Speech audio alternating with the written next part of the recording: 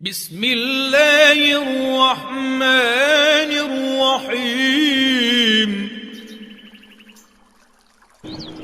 اللہ کے نام سے شروع جو نہایت مہربان رحم والا۔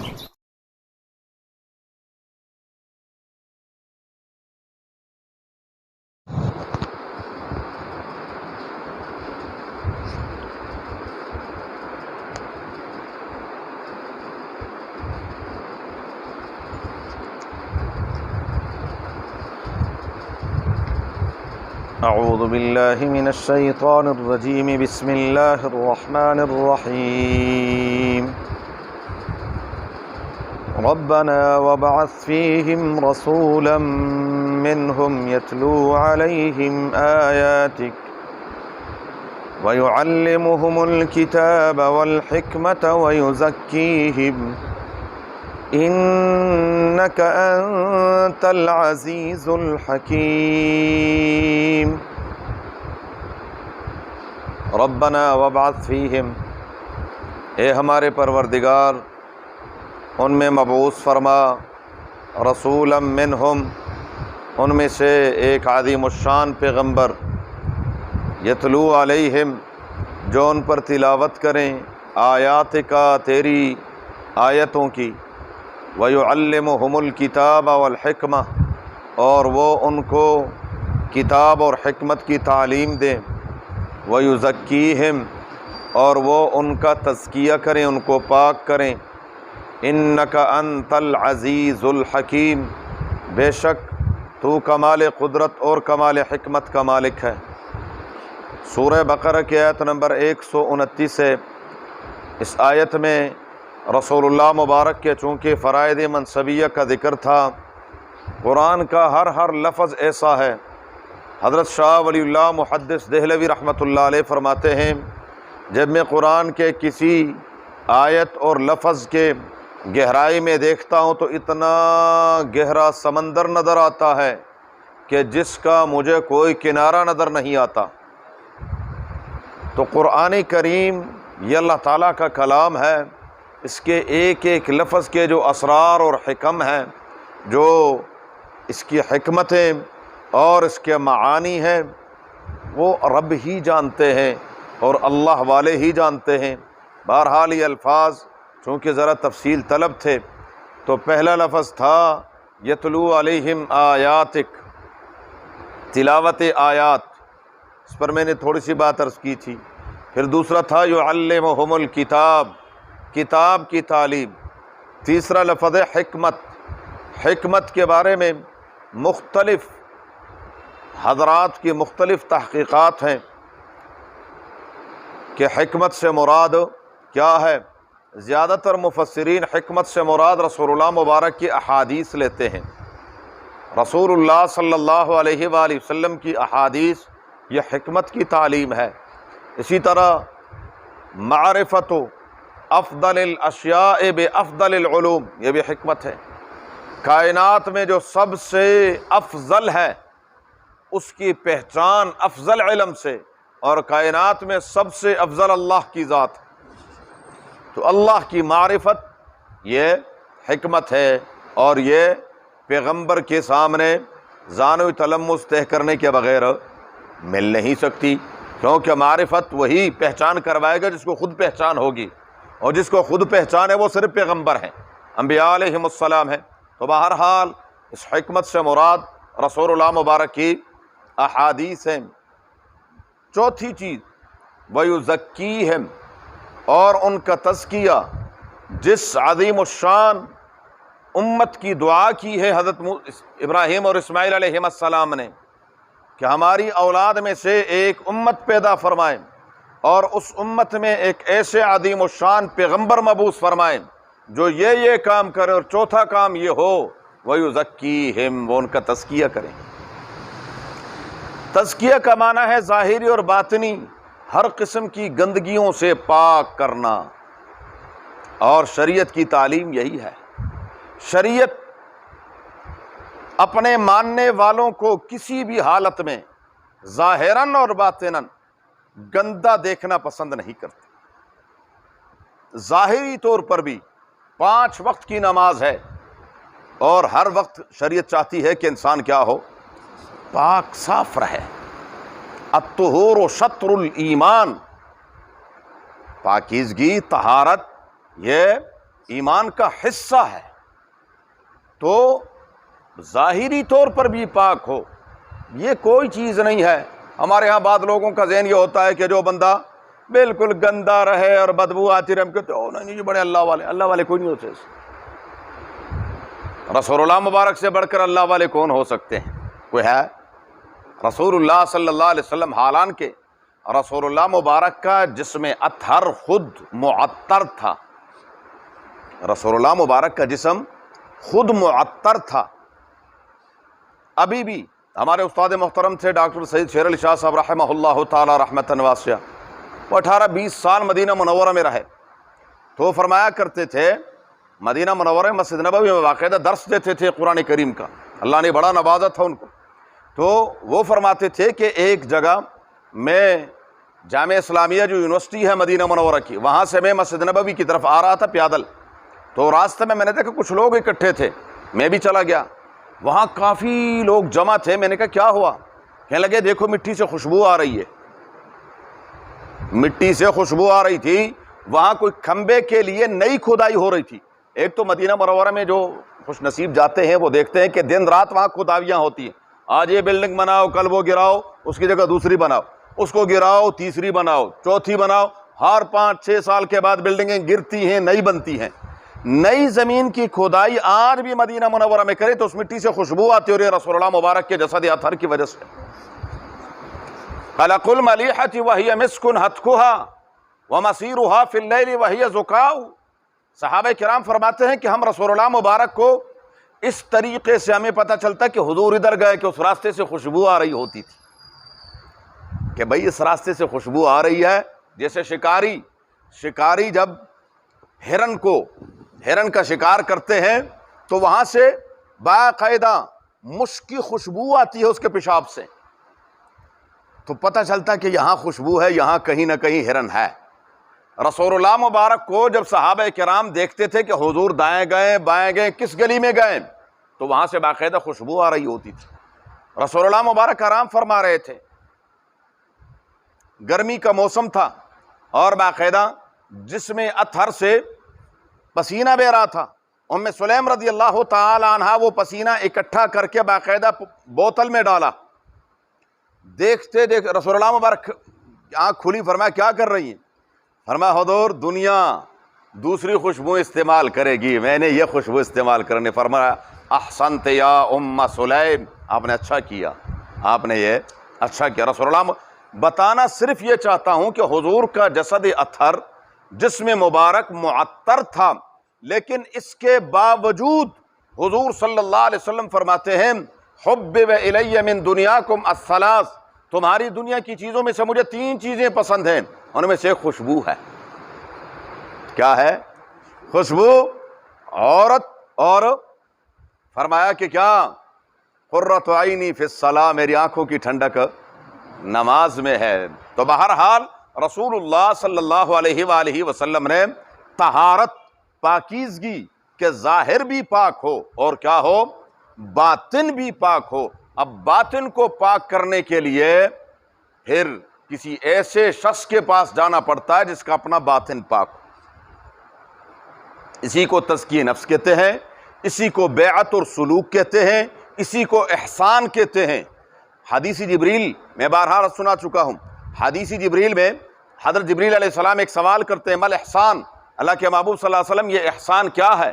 فرمایا ان تعبد اللہ کأنک تراہ فإن لم تکن تراہ فإنہ یراک، آپ اللہ کی عبادت ایسی کریں کہ گویا آپ اپنے رب کو دیکھ رہے ہیں، اور اگر یہ مقام حاصل نہیں تو وہ تو دیکھ ہی رہا ہے، اس میں تو کوئی شک نہیں ہے۔ تو عرض یہ ہے کہ تزکیہ اندر سے رذائل کو، حسد، بغض، کینہ، تکبر، خود پسندی، عجب، یہ اندر کی بیماریاں ہیں، اور یہ بیماریاں ایک طبیب روحانی ہی اس کا علاج کر سکتا ہے، جس کا اپنا علاج ہو چکا ہو۔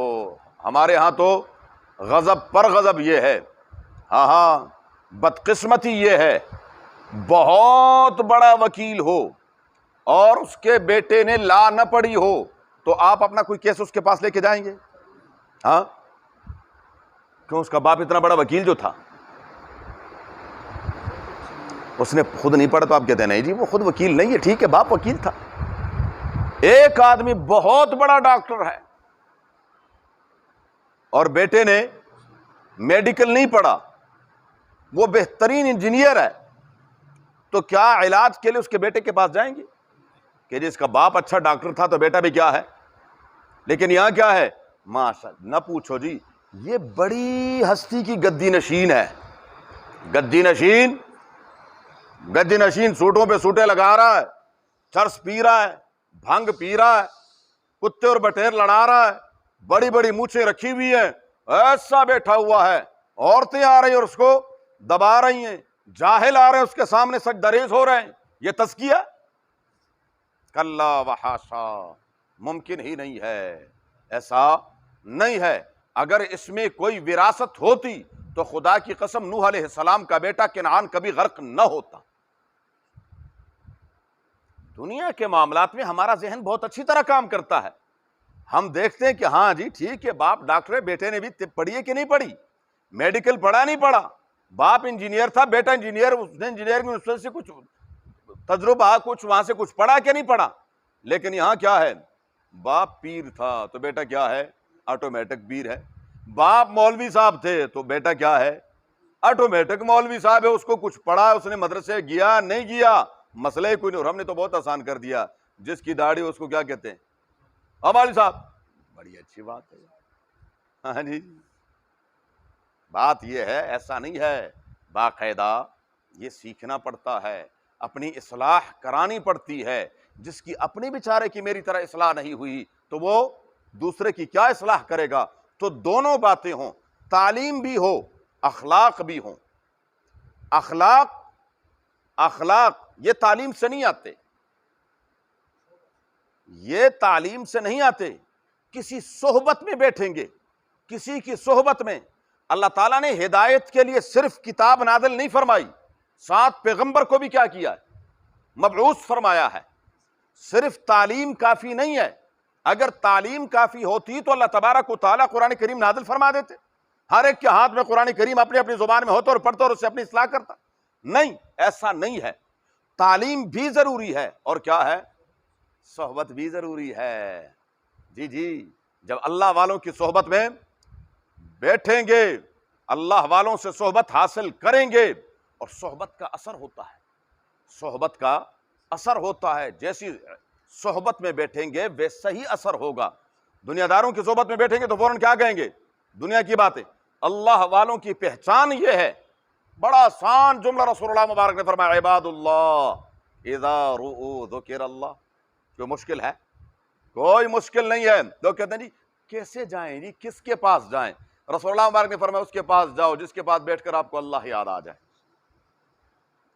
جس کی مجلس میں بیٹھ کر آپ کے جذبات آخرت کی طرف چلے جائیں، جس کی مجلس میں بیٹھ کر آپ کے اندر نیکی کے جذبات ابھریں۔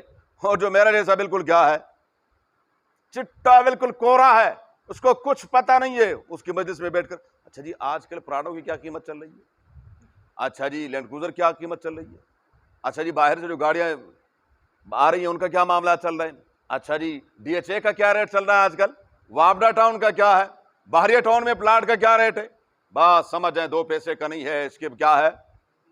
یہ دنیاوی باتیں ہیں۔ یہاں تو کیا ہے کہ جی میری دکان ہے، میرا فلاں ہے، میرا کام ہے، میرا کاروبار ایسا ہو جائے، میرا نیچے ہو جائے، اوپر ہو جائے، یہ ہو جائے، وہ ہو جائے، بات سمجھ جائیں یہ دو پیسے کا نہیں ہے۔ تو وہ یزکیہم، تزکیہ یہ ہے۔ میں عرض کر رہا تھا کہ تعلیم بھی ضروری ہے اور کیا ہے؟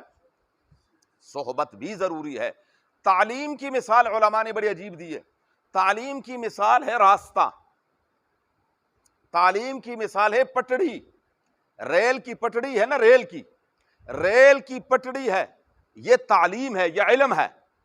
اور اخلاق اور تزکیہ یہ جو انجن ہے اس کے اندر ایندھن ہے۔ اگر انجن بالکل 0 میٹر ہو اور 0 میٹر بہترین آپ نے کیا کی ہے، پٹڑی بھی بچھا دی ہے، یہ چلے گا؟ ہاں نہیں چلے گا. کیوں؟ اندر جذبہ ہی نہیں ہے چلنے کا، ایندھن ہی نہیں ہے. تو حضور صلی اللہ علیہ وسلم نے 2 حدیثیں ہیں ذخیرہ احادیث میں اپنی بعثت کے مقاصد بیان کیے. فرمایا انما بعثت معلما، اللہ نے مجھے معلم بنا کر بھیجا ہے. اور دوسرا انما بعثت لاتمم مکارم الاخلاق، مجھے رسول اللہ مبارک نے بھیجا ہے کہ میں اخلاق اور مکارم اخلاق کو مکمل کر دوں. تو جب اخلاق اندر خلق ہوگا، جذبہ ہوگا نیکی کا، تو پھر وہ کیا ہوگا؟ راستہ بھی بنا ہوا ہے، اب وہ گاڑی چلے گی. لیکن اگر اخلاق ہوں اور علم نہ ہو، بے علم پیری مریدی، اب وہ کیا کریں گے؟ پٹڑی نہیں ہے، بہترین قسم کا انجن ہے، اور آپ نے اس کو کیا کیا؟ ایکسیلیٹر دبایا، تو وہ جتنے تیزی سے آپ دبائیں گے وہ اتنے دھستا چلا جائے گا، کیونکہ پٹڑی تو نہیں ہے نا، کچی زمین ہے، راستہ نہیں ہے، علم نہیں ہے. اب جب علم نہیں ہے تو وہ آگے نہیں چلے گا. جذبہ ہے، اب جب جذبہ ہے تو وہ کبھی یہ بدعت کرے گا، کبھی وہ بدعت کرے گا، کبھی کسی بدعت میں پھنسے گا، کبھی دوسری بدعت میں پھنسے گا. جذبہ ہے عمل کا لیکن علم نہیں ہے. عمل کا جذبہ تو ہے، وہ عمل کر رہا ہے لیکن عمل ٹھیک نہیں کر رہا. کیوں؟ علم نہیں ہے، بے علم ہے. تو ایک طرف علم ہے، عمل نہیں ہے، ایک طرف عمل ہے اور علم نہیں ہے. اور کامیاب وہ ہے جس کے پاس کیا ہے؟ علم بھی ہے اور عمل بھی ہے، صحبت بھی ہے. تزکیہ یہی ہے. اس کے علاوہ یہ جو کچھ ہے یہ صرف دکانداریاں ہیں اور ایمان کا بیڑا غرق ہونا ہے، اور اس کے سوا کچھ نہیں ہے. رسول اللہ مبارک صلی اللہ تعالیٰ فرماتے یا ایھا النبی اذا جاءک المؤمنات یبایعنک علی الا یشرکن باللہ شیئا ولا یسرقن ولا یزنین ولا یقتلن اولادہن ولا یأتین ببہتان یفترینہ بین ایدیہن وارجلہن ولا یعصینک فی معروف فبایعہن. اگر ان شرائط پر وہ بیعت کرتے ہیں، شرک نہیں کریں گی، اگر وہ بدعت کا کوئی ارتکاب نہیں کریں گے، چوری نہیں کریں گے، کوئی برائی کا ارتکاب نہیں کریں گے، اور کسی پر بہتان ترازی نہیں کریں گے. آج کل کے پیروں نے کبھی پوچھا اپنے مریدین سے، کیا حضرت صاحب اتنے سالوں سے آپ میرے مرید ہو، کیا صورتحال ہے؟ کوئی ہے پوچھنے والا؟ بس صرف کیا ہے، یہ لے کے جائے اور وہ آرام سے، بلکہ معاملہ جیبوں سے بڑھ جاتا ہے. بس صرف کیا ہے، اکٹھا کر رہا ہے اور کچھ نہیں پتا کہ کیا ہو رہا ہے، وہ حضرت صاحب کیا کرتا ہے اور کیا نہیں کرتا. منٹ کی اپنی خبر دینی ہے کہ ہاں حضرت آج ابھی میرے اندر یہ حالات ہیں، یہ خیالات ہیں، یہ جذبات ہیں. نیکی کے جذبات اتنے ہیں، اتنے نہیں ہیں، برائی کی طرف جذبات جا رہے ہیں، خیالات میرے جو ہے وہ بگڑ رہے ہیں، میرے یہ معاملات ہیں. یہ سارے کے سارے ان کو بتائیں اور ان سے کیا کریں؟ ان سے تعلیم لیں، ان سے پھر اپنی اصلاح کروائیں. لیکن تب جب ان کو خود پتہ تو ہونا. جس کو خود نہیں پتا تو وہ کسی کی اصلاح کیا کریں گے؟ وَيُزَكِّيهِمْ. اس لیے انبیاء علیہ السلام کی دعا ہے، کسی عام آدمی کی نہیں ہے. ابراہیم اور اسماعیل علیہ السلام فرما رہے ہیں وَيُزَكِّيهِمْ. اللہ تعالیٰ ایسے پیغمبر ہوں جو ان کا کیا کریں؟ تزکیہ کریں. اب ٹائم نہیں ہے، صرف تصور کریں، صرف تصور. رسول اللہ مبارک جس معاشرے میں آئے وہ معاشرہ کیا تھا؟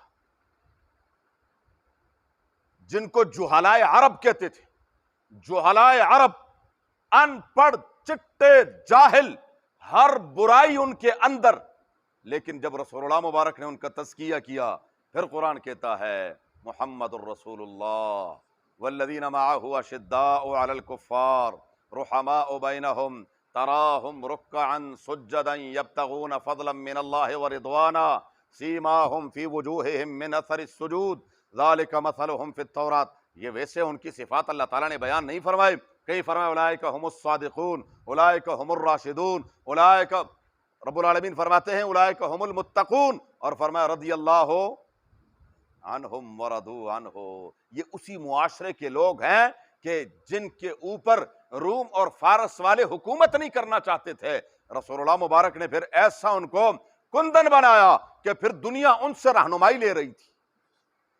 والذی بعث فی الامیین، ان پڑھ جاہل تھے، کوئی پڑھا لکھا نہیں تھا، لیکن رسول اللہ مبارک نے ان کی ایسی تربیت فرمائی وَيُزَكِّيهِمْ إِنَّكَ أَنْتَ الْعَزِيزُ الْحَكِيمُ، پروردگار تیرے لیے کوئی مشکل نہیں، تو کمال قدرت کا مالک، عزیز غالب ہے، اور حکیم، تیرا کوئی کام حکمت سے خالی نہیں ہے۔ وَمَنْ يَرْغَبُ عَنْ مِلَّةِ إِبْرَاهِيمَ، آگے اللہ تبارک و تعالیٰ نے مزید ذکر کیا۔ اللہم صلی علی محمد وعلی آل محمد کما صلیت علی ابراہیم وعلی آل ابراہیم، اللہم بارک علی محمد وعلی آل محمد کما بارکت علی ابراہیم وعلی آل ابراہیم، اللہم ارحمنا بالقرآن العظیم، اللہم ارحمنا بالقرآن العظیم، اللہم ارحمنا بالقرآن العظیم واجعلہ لنا اماما ونورا وہدی ورحمة یا رب العالمین، اللہم ذکرنا منہ ما نسینا وعلمنا منہ ما جہلنا وارزقنا تلاوتہ آناء اللیل واطراف النہار، اجعلہ لنا حجة یا رب العالمین، اللہم نور قلوبنا بالقرآن وزین اخلاقنا بالقرآن ونجنا من النار بالقرآن وادخلنا الجنة بالقرآن، اللہم حصل مرادنا ويسر امورنا، اللہم حصل مرادنا ويسر امورنا، اللہم حصل مرادنا ويسر امورنا بجاہ حبیبک المصطفى ونبیک المرتضى صلی اللہ علیہ وآلہ واصحابہ اجمعین برحمتک یا رحمۃ۔